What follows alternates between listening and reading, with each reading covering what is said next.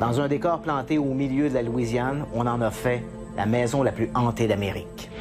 Les hantises se produisent à répétition, dans le même lieu et sur une période de plusieurs années, souvent des décennies, parfois des siècles. Il n'y avait personne autour de moi, mais quelqu'un m'a vraiment touchée. Et ce n'était pas si désagréable. De 1817 à 1917, des familles successives habitant la plantation Myrtle sont décimées par des morts tragiques. Mauvais sort ou coïncidence. En 1980, un groupe de citoyens de Brooksville sauve de la démolition une demeure historique. Ils réalisent bientôt que la propriété est hantée. En 1973, la ville de Calgary transforme une demeure patrimoniale en musée-restaurant. Mais des spectres invitent bientôt aux soirées meurtres et mystères. Hantise, à dossier mystère.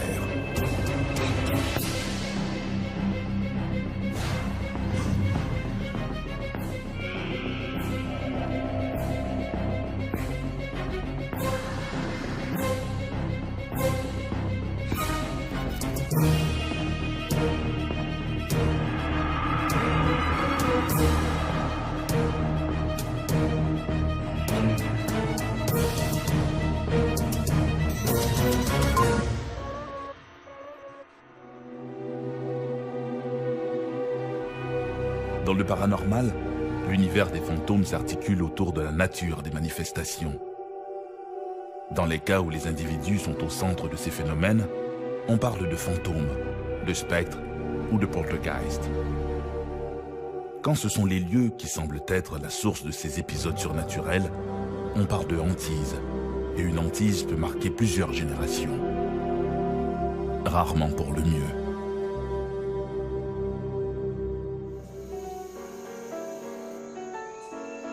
En temps normal, William Winter n'enseigne pas du Chopin à ses élèves.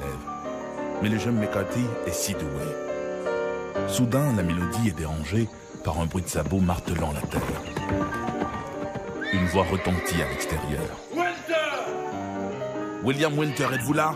J'ai un important message pour vous. Winter! Détournant son regard de l'élève, Winter marche jusqu'à la porte et sort sur le balcon. Le mystérieux cavalier est là. Voilà pour vous. Sur ces paroles, l'homme dégaine un revolver et décharge son arme en direction de Winter. S'il avait pu deviner son funeste destin, William Winter aurait sans doute enseigné à ses élèves le Requiem de Mozart plutôt que les nocturnes de Chopin. Si aujourd'hui la plantation Myrtles est connue à travers le monde, ce n'est pas à cause de son rôle dans l'industrie textile, mais à cause de ses nombreux fantômes. Au départ, la Louisiane compte beaucoup de plantations. Il y a beaucoup d'histoires ici. La plantation Myrtle est bien connue en ville parce que les gens disent qu'elle est hantée. L'histoire des hantises de la plantation Myrtles est tout à fait singulière du fait que la documentation historique contredit la légende et le folklore. Et pourtant, il ne fait aucun doute qu'il se passe de bien drôles de choses entre ces murs. L'histoire de la plantation Myrtle commence en 1796, quand le général David Bradford y a fait construire une première maison. D'après certaines rumeurs, la plantation serait installée sur un cimetière amérindien. J'ai discuté de ce sujet avec le personnel de la plantation Myrtle. Ils m'ont répondu qu'il n'y avait aucun document historique pour confirmer cette théorie. Mais, du même souffle, ils m'ont dit qui sait.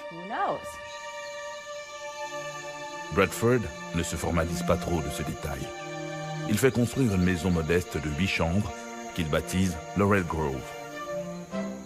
Vers 1816, il prend sous son aile un jeune protégé, Clark Woodruff. Le général David Bradford, étant également avocat, a enseigné à plusieurs étudiants en droit et Clark Woodruff était l'un d'eux.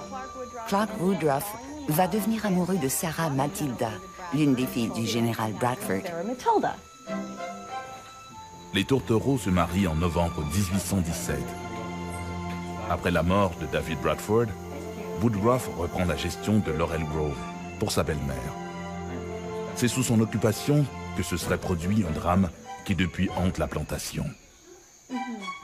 Clark Woodruff et Sarah Matilda s'épouseront et auront 3 enfants, mais on le considérait comme un séducteur.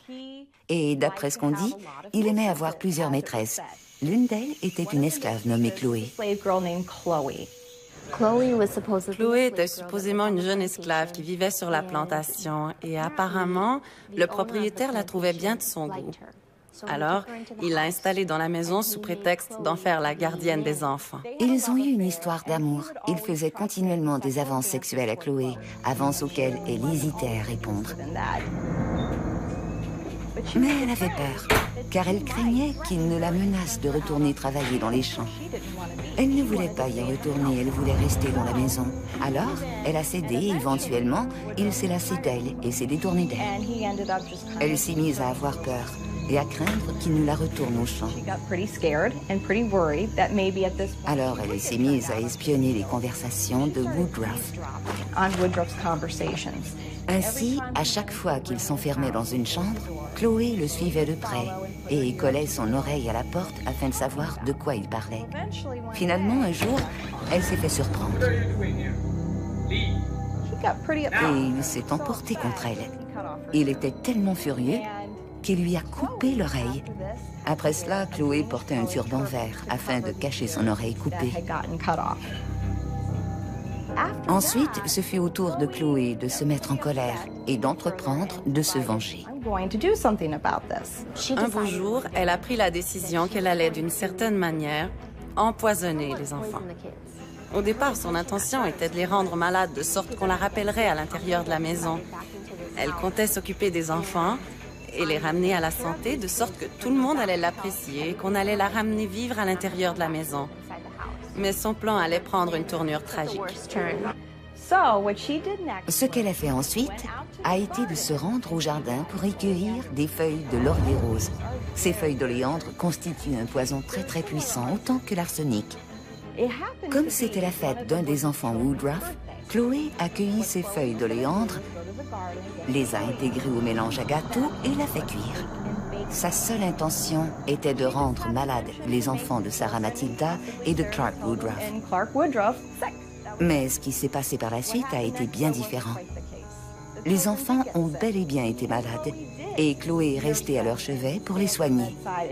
Mais elle n'a pas réalisé le mal qu'elle leur avait fait. Leur état allait empirer de minute en minute, si bien que la nuit venue, les enfants étaient morts, de même que Sarah Matilda. Mais Woodruff n'est pas mort, car contrairement au reste de la famille, il n'avait pas mangé de gâteau. Après cela, Chloé est devenue très craintive, parce qu'elle craignait que Woodruff ne cherche à se venger sur elle. Elle était inquiète, et les autres esclaves l'étaient également. Ils craignaient pour leur propre sécurité. Alors ils ont pris Chloé, l'ont tirée hors de la maison et l'ont entraînée aux limites du domaine, où ils l'ont pendue à un arbre qui bordait la plantation.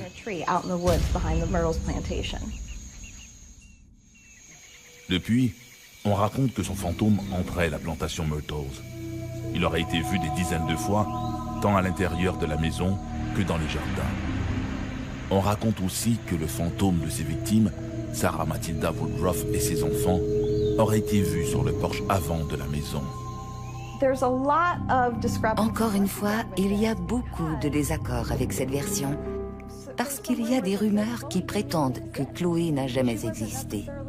Elle n'était pas nécessairement une esclave de la plantation et aucun document ne confirme l'existence de Chloé. C'est là l'un des désaccords majeurs.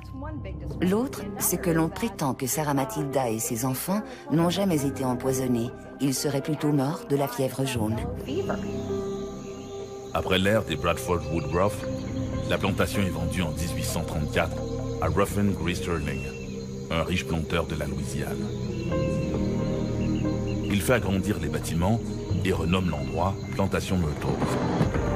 Alors que Sterling meurt d'une fièvre foudroyante en 1854, son gendre, William Winter, est abattu par un cavalier sur le porche de la maison en 1871. Toutefois, d'après une légende, William Winter ne se serait pas écroulé sur le porche.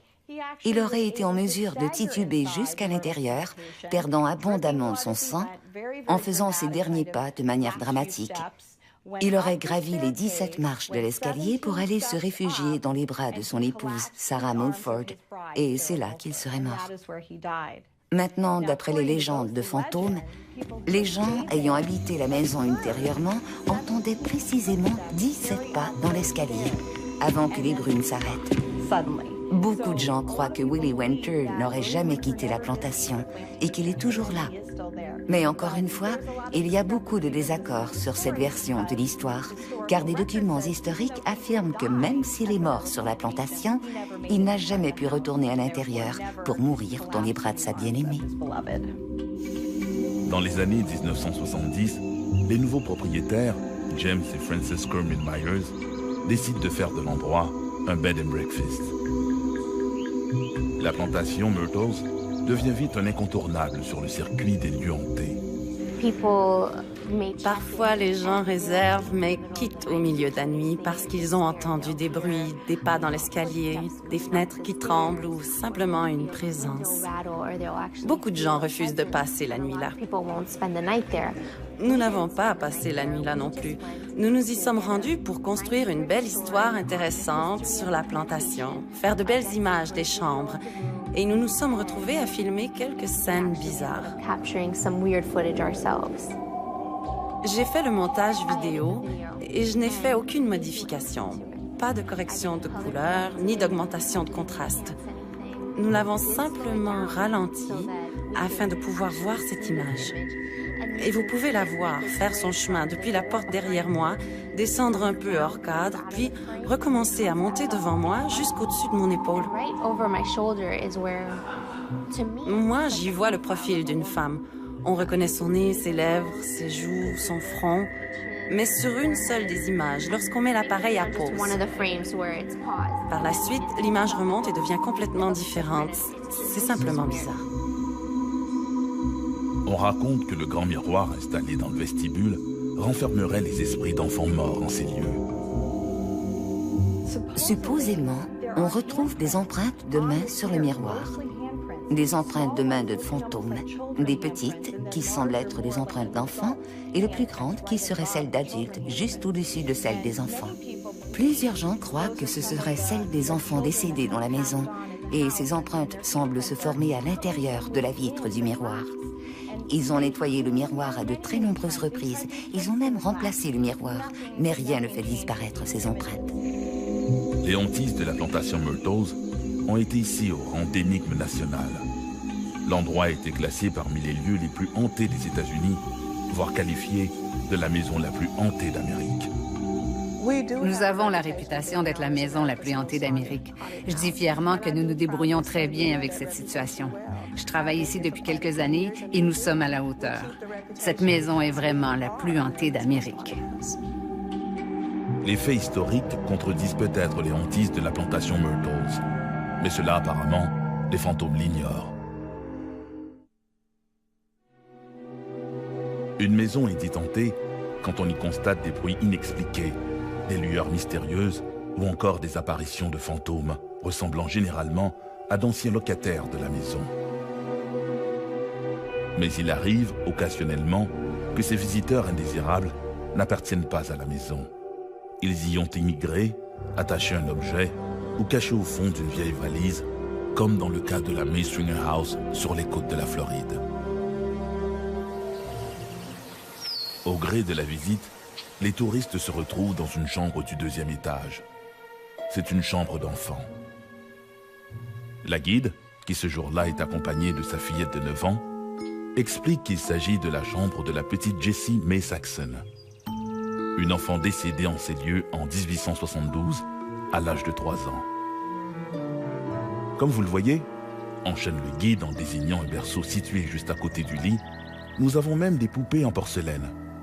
Ces poupées étaient très populaires à la fin du 19e siècle et ressemblent sans doute à celles que possédait la petite Jessie May Saxon. Tout en poursuivant ses explications sur l'univers des jouets antiques, sa fille, qui se tient debout à ses côtés, tire sur les vêtements de sa mère pour attirer son attention. « Maman, maman !» répète-t-elle. « Attends un peu, mon ange. Maman est occupée. Tu ne dois pas prendre la poupée comme tu l'as fait. »« Ah non? Et pourquoi ?» demande Bonnie, l'air intriguée. « Parce que la petite fille n'aime pas ça. » L'origine des hantises de la maison remonte au 19e siècle, quand un certain John May acheta une terre à Brooksville, dans le comté d'Hernando, sur la côte ouest de la Floride, afin de s'y établir avec sa famille. La maison May Stringer est un endroit fascinant. Elle a été construite en 1857 par un nommé John May, originaire d'Alabama, au moment où lui-même et son épouse Marina sont descendus vers le sud avec leurs enfants pour démarrer une plantation. Il a construit une maison de 4 chambres afin que sa famille puisse y habiter. Après avoir emménagé, Marina donnera naissance à un deuxième enfant, une autre petite fille. Mais le bonheur des May est de courte durée. À l'âge de 25 ans, John May décède dans cette maison. Il avait ce qu'on nommait à l'époque une consomption. Alors nous avons cette jeune femme, dans la très jeune vingtaine, mère de 2 enfants et propriétaire d'une plantation qu'elle doit administrer. Elle le fera, et elle le fera très bien. Ensuite, en 1865, à la fin de la guerre civile, un nommé Frank Saxon, originaire de la région, fait la connaissance de Marina et l'épouse. Quand Frank emménage dans la maison, Marina tombe enceinte. Elle accouchera d'un petit garçon qu'ils prénommeront Franklin, mais qui ne vivra que 5 semaines et qui mourra dans cette maison. Il était très malade à la naissance et n'a tout simplement pas survécu. Marina sera de nouveau enceinte et cette fois, elle accouchera d'une petite fille qu'ils nommeront Jessie May Saxon. 3 semaines après la naissance de Jessie, Marina décède à son tour. Jessie vivra ici avec son père et ses 2 demi-sœurs, les 2 filles de John May, durant près de 3 ans, jusqu'à ce qu'elle meure elle aussi. Elle est exposée dans le parloir de la maison familiale, puis enterrée dans une tombe anonyme, près de sa mère, devant la résidence. Après le décès de Jessie, Frank Saxon épousera Tallulah Hope. Tallulah était l'une des filles des fondateurs de la région de Brooksfield. Une fois mariée, Tallulah ne voulait pas vivre dans cette maison. Elle voulait que Frank construise une nouvelle maison plus grande, ce qu'il fit. L'ancienne maison est restée vide durant quelques années, environ 4 ans, jusqu'en 1880, quand le docteur Stringer, Sheldon Stringer, un médecin, se porte acquéreur de la maison. Il y vivra avec sa famille jusque dans les années 1950. Pendant la période où il y habitera, il y ajoutera des chambres, une dizaine de chambres. Il a construit cette maison parce qu'il voulait en faire la plus belle maison de Brooksfield. Il a commencé à faire des ajouts à la maison. La maison devient l'une des plus imposantes du comté d'Hernando, avec ses 3 étages et ses toitures en pignon. Dans l'ancienne partie, le praticien fait aménager sa salle d'attente et son cabinet médical. L'une des chambres devient une unité de soins pour ses patients les plus malades. Hélas, beaucoup y rendront leur dernier souffle. Des gens sont morts, bien sûr que des gens mouraient. Il était médecin et soignait des gens aux prises avec diverses maladies graves. Beaucoup d'incidents mortels se sont déroulés dans cette maison. La maison est restée propriété de la famille Stringer jusqu'en 1949, jusqu'à ce que la petite fille du docteur Stringer la vende hors de la famille à un médecin local qui la louera à différentes familles fortunées. Dès lors, ce sera une maison de location de 1950 à 1974, année où elle fut abandonnée. Pendant de longues années, cette résidence qui naguère était l'un des fleurons de Brooksville devient un refuge pour les itinérants, les toxicomanes et autres marginaux. Le comté avait condamné le bâtiment et il allait être détruit pour faire place à un centre médical. C'est à ce moment que le fondateur de l'association patrimoniale est intervenu et a manifesté son intention de la préserver, faisant valoir que c'était une des plus vieilles maisons de Brooksfield et qu'il fallait la conserver. Aujourd'hui, la May Stringer House a retrouvé son cachet dans le temps. Elle apparaît comme elle était au temps du brave Dr. Stringer. Les pièces accueillent à présent une collection de quelques 150 000 artefacts liés à l'histoire des États-Unis et, plus spécifiquement, à l'évolution sociale et culturelle du comté d'Hernando. Mais la May Stringer House est aussi l'une des maisons les plus hantées d'Amérique. Officiellement, on vous dira qu'il y a un ou deux fantômes, Jessie May Saxon et une paire d'autres. Mais officieusement, on sait qu'il y en a au moins 7 ou 8 autres. Ce bâtiment abrite 11 000 artefacts, tous de provenance exotique. Soit ils viennent d'ailleurs aux États-Unis, soit de pays étrangers. Qui sait d'où ils viennent? On ne le sait pas. Ils ont tous été donnés. Ces objets étaient la propriété de gens décédés et qui les ont aimés. Et quand vous avez des poupées anciennes, par exemple, qui sont parmi les objets les plus aimés qui soient, vous êtes en présence d'un trésor qui fait l'objet d'un grand amour. Quand un artefact est introduit quelque part, il n'est pas impossible qu'un esprit vienne avec. À en croire des médiums, les principaux fantômes seraient ceux de Jessie May Saxon et de ses parents, Frank et Marina, ainsi que celui du Dr. Stringer. On dit que la petite Jessie May se serait rendue coupable d'une kyrielle de manifestations espiègles. Jessie May était la fille de Frank et de Marina et elle est le seul fantôme reconnu par l'association patrimoniale. Quoi qu'il arrive dans cette maison, c'est Jessie May qui emporte le blâme. Mais Jessie May n'avait que 3 ans et c'est un fantôme qui a 3 ans. Jessie est un des fantômes les plus populaires ici. Elle est très enjouée, comme le serait n'importe quel enfant normal. Elle aime déplacer les jouets et les objets. Lorsque nos bénévoles ferment la maison le soir, tous les objets sont soigneusement remis en place. Et à l'ouverture le lendemain matin, il leur arrive de se rendre compte que les objets ont été déplacés. Une pièce du 2e étage de la maison hantée May Stringer a été aménagée en chambre d'enfant. On y retrouve un berceau antique où dorment 2 poupées de porcelaine. Celles-ci seraient les jouets favoris de la petite Jessie May. Un après-midi, je menais une visite guidée. Nous étions dans la chambre et je racontais l'histoire des poupées de porcelaine. Et comme à chaque fois que je raconte l'histoire des poupées de porcelaine, je prends une des poupées qui date d'avant la guerre de Sécession, une très très vieille poupée. Et je parlais de la poupée, je racontais comment la poupée est hantée. C'est l'une des seules histoires de fantômes que nous ayons le droit de raconter durant les visites de jour. Et comme chaque fois que je raconte cette histoire, je caresse la joue de la poupée. Ce jour-là, ma fille m'a interrompue en me disant « Maman, il y a une petite fille debout à côté de toi et elle dit qu'elle déteste quand tu touches son bébé. Et elle veut que tu saches que ce n'est pas une poupée, c'est son bébé. » J'ai été très surprise. Mais depuis ce jour, je ne touche plus jamais à la poupée, à moins que je doive absolument le faire. Même aujourd'hui, lorsque quelqu'un touche à cette poupée, il se passe quelque chose. Il se fait frapper, gifler, pousser. Un autre des fantômes de la May Stringer House est James, un vétéran de la guerre 14-18. James était parti à la guerre et avait dû laisser sa fiancée au pays. Lorsqu'il est revenu d'outre-mer, la fiancée l'avait abandonné et était partie avec un autre homme. Dévasté, il a fini par se suicider en se pendant dans une des chambres du haut. On dit de James qu'il serait un revenant polisson. Un samedi après-midi, je guidais un couple âgé et j'étais avec eux dans le parloir en train de faire mon commentaire. Il n'y avait personne d'autre avec nous et soudainement, la femme a sursauté.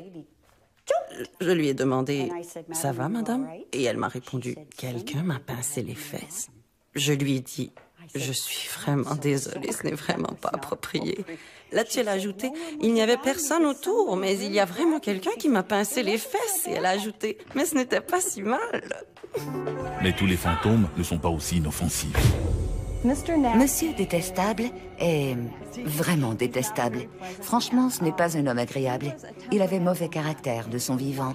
Et d'après ce que nous savons, c'était un acteur qui possédait un coffre en bois, lequel a été donné au musée.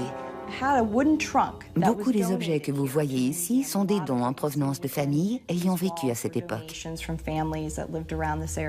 Le coffre de bois est donc arrivé. Il n'est pas arrivé seul. Monsieur Détestable est arrivé avec. Et il s'est mérité son surnom parce que ce n'est pas vraiment un gentil gars. Il est mesquin et déteste particulièrement les femmes. Et il l'a fait savoir aux bénévoles avec lesquels je travaille ici à la maison.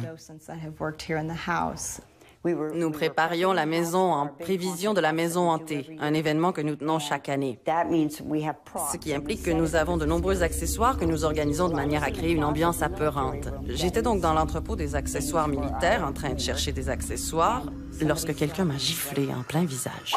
Monsieur Détestable fait toutes sortes de choses. Il frappe les gens, il pousse les gens. C'est pas pour rien qu'on l'appelle Détestable. Ces dernières années, la Miss Stringer House a accueilli une foule de chasseurs de fantômes et autres passionnés de phénomènes paranormaux. Dave Lafemme est l'un d'eux. Dans le cadre de recherche pour le dernier livre que j'ai écrit, j'ai exploré la maison avec 6 ou 7 de mes amis, des voyants, des médiums. Ils ont vécu toutes sortes de choses. Ils ont passé un excellent moment. Moi, je n'ai pas vécu le même genre d'expérience qu'eux, mais à la fin de la soirée, nous étions dans la salle à dîner et quelqu'un a posé un disque sur le vieux Victrola et l'a fait jouer. Ça jouait de la musique, mais sitôt que ça s'est mis à tourner, nous avons entendu comme un affreux grognement. Un grognement qui provenait du voisinage du Victrola. Ça ne provenait pas de la machine elle-même, mais c'était à proximité. Et quand nous avons regardé, moi-même je l'ai aperçu. Il y avait comme un gros nuage noir. Vous pouviez voir que la salle militaire était sombre. C'était là que ça se passait. Et tous les appareils photo, les téléphones ont cessé de fonctionner. Tout ce qui avait une batterie a cessé de fonctionner. Une femme avait un enregistreur vidéo qui a continué à fonctionner et a enregistré les images. Après cet événement, elle a regardé les images et on apercevait de petites sphères qui tournoyaient tout autour du Victrola. Kimberly Redman est une autre de ces Nancy Drew du mystère qui a vécu d'étranges moments dans la Miss Stringer House.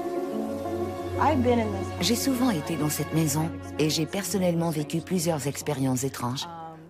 Un jour, j'étais à l'étage et je marchais dans le corridor et du coin de l'œil, j'ai aperçu quelque chose, comme un esprit, qui me dépassait très rapidement. C'était à peu près de cette hauteur et ça se déplaçait tellement vite que je n'ai pas pu me faire une idée du visage ou de quoi que ce soit. Mais c'était quelque chose de court en termes de grandeur. Ça avait davantage l'allure d'un enfant. Et quand j'ai voulu me retourner, bien sûr, il n'était plus là. Contrairement à beaucoup de lieux publics hantés, où les propriétaires préfèrent demeurer discrets à propos de ces manifestations d'outre-tombe, les responsables de la Miss Stringer House, eux, au contraire, en parlent sans détour. Au début, quand j'ai émis l'idée de faire une tournée des fantômes, c'était après qu'on eut enquêté sur nous. En passant, nous avons fait l'objet de 35 enquêtes. Et la plupart de ces groupes ont trouvé des indices d'activité paranormale. Il est clair que la maison est hantée. À ce stade, nous commencions à devenir célèbres et nous avions besoin de collecter davantage de fonds. Alors, j'ai approché le conseil d'administration et soumis l'idée d'organiser une tournée des fantômes. Il a fallu utiliser des arguments convaincants parce qu'ils ne voulaient pas de gens qui viendraient flâner dans cette précieuse maison pendant la nuit. Mais ces visites ont connu un grand succès. C'est pourquoi ils ont finalement accepté. Il faut croire que les administrateurs ont compris que la meilleure façon de vaincre sa peur, c'est de l'affronter. C'est une magnifique maison. Une maison splendide. La localisation est superbe. Au sommet d'une colline, et c'est vraiment un lieu magnifique. Et si je devais passer l'éternité ailleurs qu'au paradis, je crois que la maison Miss Stringer serait un excellent choix. Des lieux, des objets, sont-ils stigmatisés par les événements du passé? D'où viennent ces apparitions? Dans la plupart des cas, les témoins ont l'impression d'assister à des événements du passé, comme si les fantômes étaient les acteurs d'une pièce sur laquelle le rideau est tombé depuis longtemps. Dans certains cas, cependant, les témoins ont l'impression qu'il y a un sens caché derrière les manifestations, comme si, de l'au-delà, le ou les défunts cherchaient à terminer une tâche inachevée ou à attirer l'attention sur un détail précis. Comme dans le cas d'une maison historique en Alberta, la Dean House.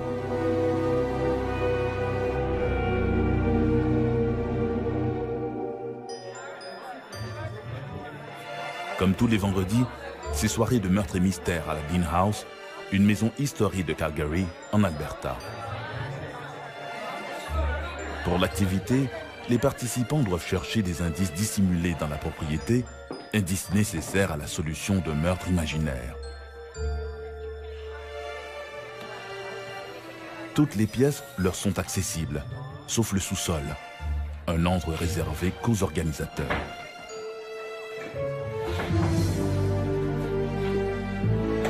Alors que la soirée est déjà avancée, et en dépit des interdictions du personnel, l'une des participantes se glisse dans la cave.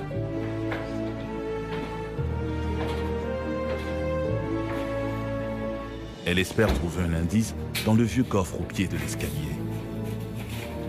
Elle réalise bientôt qu'elle n'est pas seule dans la pièce.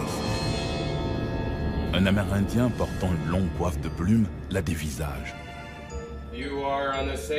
Dans un anglais approximatif, il lui dit qu'elle ne devrait pas se trouver là. La femme remonte en informer un membre du personnel, mais au sous-sol, l'Amérindien n'est plus là.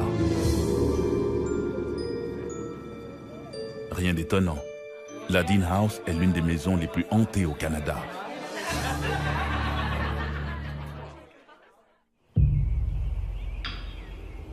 Certaines maisons portent malheur.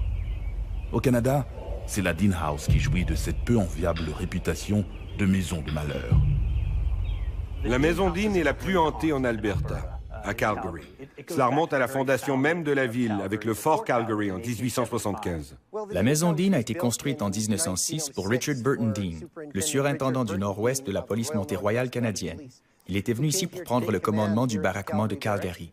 Il y avait un baraquement sur le 4e côté, mais il ne voulait pas vivre parmi ces hommes. Il voulait avoir sa propre maison. Alors, la maison a été construite expressément pour lui, pour sa famille et son épouse. Mais avant que les travaux ne soient achevés, son épouse décède d'une maladie foudroyante à Lethbridge. Ce décès inattendu marque le début d'une longue liste funeste. Présentement, la maison n'est pas sur le terrain où elle avait été construite à l'origine. Au début, elle était proche des baraquements parce que le capitaine Dean devait superviser ses hommes. Après le départ de Richard Burton Dean en 1914, la compagnie des chemins de fer Grand Trunk Pacific a racheté le terrain sur lequel se dressaient les baraquements de Calgary. Et la maison, qui à l'origine se dressait à l'angle de la 9e avenue et de la 6e rue, a été déménagée 1 kilomètre plus à l'est pour devenir la maison du chef de gare de la compagnie ferroviaire. Elle a été déménagée une première fois à l'arrivée de la compagnie des chemins de fer. Puis elle a été déménagée une deuxième fois de l'autre côté de la rivière. On en a même parlé dans Popular Mechanics, car c'était vraiment un grand défi d'ingénierie que de faire traverser la rivière à une maison à l'époque. Ensuite, elle est devenue une maison de chambre, et c'est là qu'elle a connu les moments les plus sombres de son histoire. C'est là que la maison a acquis sa mauvaise réputation. C'était une maison de chambre, et une maison de chambre est souvent habitée par des gens qui vivent des moments désespérés et n'ont plus vraiment d'autre choix pour se loger. Durant cette période, on raconte que plusieurs morts soudaines seraient survenues entre ces murs. Un homme aurait été poussé dans l'escalier par une force invisible et serait mort sur le coup. Une prostituée y aurait été découverte assassinée par un client sadique complètement saoul.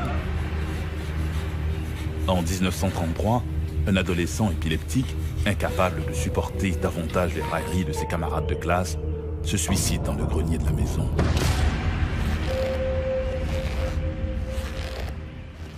Il y a toutes sortes d'histoires à propos des gens qui ont vécu dans la maison Dean. Certaines sont vraies et d'autres probablement fausses. Il y a par exemple l'histoire de cette femme qui s'est suicidée en sautant par la fenêtre du 2e étage. Pardon, du 3e étage. Également l'histoire d'un jeune garçon qui s'est pendu dans le grenier de la maison et celle entre autres d'un homme tué par balle sur la galerie. En 2001, quand nous avons commencé à enquêter sur la maison Dean, nous avons fait beaucoup de recherches sur l'histoire et nous avons à cette occasion écrit une histoire de la maison Dean. Une partie de ce travail historique impliquait de rechercher tous les indices, toute la documentation concernant n'importe lequel des incidents qui s'y étaient déroulés. Ce que nous avons découvert, c'est qu'aucun n'avait de fondement réel, sauf un. Et ce cas était celui d'un meurtre suivi d'un suicide en 1971. Une femme vivant une relation conjugale abusive s'était trouvée une chambre ici avec ses 2 enfants. Son mari l'a retrouvée et l'a tuée, avant de s'enlever la vie. Ce sont les enfants qui ont retrouvé les 2 cadavres le lendemain matin. C'est une histoire franchement horrible, mais c'est la seule qui soit vérifiable en ce qui a trait précisément à cette maison. En 1973, la ville de Calgary achète la Dean House, la maison Dean, pour l'ajouter à son patrimoine. Après avoir été une maison de chambre, elle a été rachetée dans les années 1970 par un organisme de la ville de Calgary, le Dandelion Gallery, qui en a fait une sorte de résidence pour artistes. Récemment, elle a été rachetée par la ville de Calgary et elle est aujourd'hui administrée par la Société du patrimoine de Calgary, qui en a fait un restaurant. Un restaurant est alors annexé au bâtiment principal et la maison est convertie en musée. Mais ces transformations ne semblent pas plaire à tout le monde. Les employés commencent à rapporter des événements étranges. Objets qui bougent tout seuls, bruit de pas dans les escaliers, murmures inexplicables. La qualité d'être hanté appartient à un lieu particulier. Cela peut être une maison, cela peut être un commerce, un bout de route, une zone forestière, n'importe quel endroit où des gens ont de manière répétitive fait l'expérience d'un phénomène qu'ils décrivent comme paranormal ou surnaturel. Habituellement, ce sont des phénomènes liés à des perceptions sensorielles, voir, entendre, sentir, lesquels sont généralement liés à une activité humaine, tels des bruits de pas, le son d'une voix, une apparition ou un contact tactile comme un point froid. Ces phénomènes contribuent à créer la nature hantée d'un lieu parce qu'ils se produisent à répétition, dans le même lieu et sur une période de plusieurs années, souvent des décennies, parfois des siècles. Dans une pièce du premier étage, les employés rapportent même avoir observé le spectre d'un homme confortablement assis, fumant la pipe. Ce même personnage est aussi aperçu dans l'escalier menant aux étages. Parfois, ce n'est que l'odeur de sa pipe qui envahit les lieux. Dans le passé, il y a eu des interactions avec le personnel qui travaille ici, dans le restaurant. Ils ont été témoins de choses qui se déplaçaient. Ils étaient tout à fait convaincus d'avoir placé un objet ailleurs. À certains moments, ils ont senti des odeurs comme celle de la fumée d'une pipe, ou encore ils étaient seuls dans la maison et avaient le sentiment que quelqu'un d'autre y était. En avril 1990, un prêtre y tient une séance d'exorcisme. Pendant un temps, les phénomènes s'estompent. La même année, une télévision locale, CFCN, invite une médium à la Dean House. Celle-ci affirme ressentir au moins 2 esprits. Elle ajoute que l'édifice se dresserait aujourd'hui sur un ancien cimetière autochtone. Les talents dont il est question, je préfère utiliser le mot sensible plutôt que médium. Ils sont plus sensibles à l'énergie, peu importe le genre d'énergie à laquelle on a affaire. Et certainement, nous avons eu à plus d'une occasion des moments où ce genre de choses s'est produit. Après coup, nous avons été en mesure de documenter ce qu'ils décrivaient et de constater qu'il y avait une portion de vérité, quelque chose d'authentiquement vrai dans ce qu'ils nous racontaient. Je ne crois pas appartenir à la catégorie des sensibles, je crois que nous sommes tous sensibles jusqu'à un certain point, mais certains sont davantage en phase que d'autres. Je crois que c'est quelque chose qui dépasse n'importe quel genre de talent ou de don. Je reconnais que si nous alignons 10 médiums, nous aurons peut-être 10 réponses différentes. Mais je ne peux que m'étonner de la précision dont certains ont fait preuve lors de certains événements dont nous avons été témoins. C'est durant cette période qu'une participante à une soirée de meurtre et mystère rapporte avoir vu au sous-sol un Amérindien en costume d'apparat. Chaque vendredi soir, nous organisons dans la maison une soirée meurtre et mystère et, bien sûr, nous tirons avantage de ces histoires de fantômes. Un soir, durant un de ces meurtres et mystères, une femme a raconté être descendue au sous-sol et avoir aperçu un Amérindien qui lui aurait dit qu'elle était en terre sacrée, qu'elle n'avait pas d'affaires là et qu'elle devait partir. Alors elle est remontée et a raconté ça aux membres du personnel qui sont descendus et n'ont rien trouvé. Au début des années 2000, un groupe d'enquêteurs de Calgary, le Centre d'études avancées sur le paranormal, ou simplement CAPI, décide d'enquêter sur la maison Dean. Question de séparer le mythe de la réalité. Ils ont enquêté sur cette maison, ont fait différentes expériences et ont conclu que oui, cette maison est bel et bien hantée. Très hantée, comme ils l'ont formulé. Je crois que la plupart des gens, lorsqu'ils meurent, s'en vont vers une autre phase de la vie. Peu importe ce que ça peut être, nous le découvrirons tous à la fin. Mais je crois qu'il y a des gens qui, pour une raison quelconque, se retrouvent coincés ici. Pas tout à fait dans notre monde, pas tout à fait dans le monde suivant, mais dans une sorte d'entre-deux, où les frontières sont floues et où nous sommes en mesure d'interagir d'une certaine façon. Mais je crois que ces gens sont beaucoup moins nombreux et loin derrière le nombre d'histoires qui circulent sur leur compte.